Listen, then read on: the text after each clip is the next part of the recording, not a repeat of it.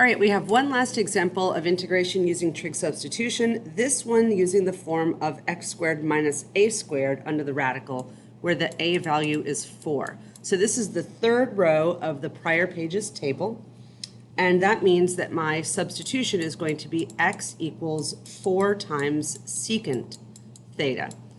And it doesn't look like I need an x squared in this one like I did in the other two examples, but I do need dx. So I know that 4 secant theta differentiates to 4 secant theta times tangent theta, and of course d theta.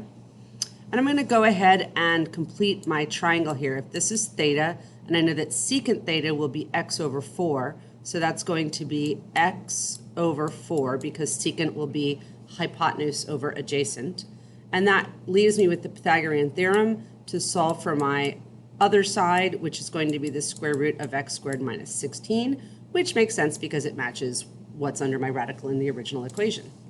So let's do the substitution for the original integral. We're going to have 1 over, and under the radical, I will have x squared, which is 16 secant squared theta, secant squared theta, minus 16, and then dx out here is 4 times secant theta times tangent theta d theta.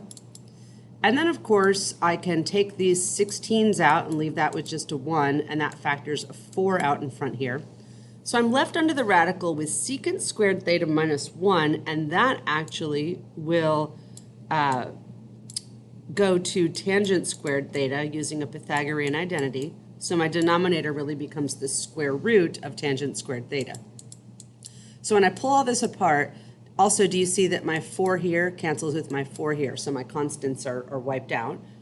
And I'm left with secant times tangent over the square root of tangent squared.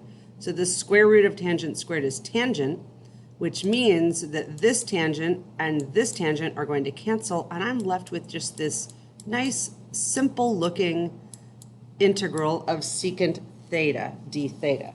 Now, this is another integral that has a known to be memorized, if you so desire, integral. It's not something that will teach you how to integrate, but I will tell you that it integrates to the natural log of the absolute value of secant theta plus tangent theta. And I don't really want you to sweat about memorizing that.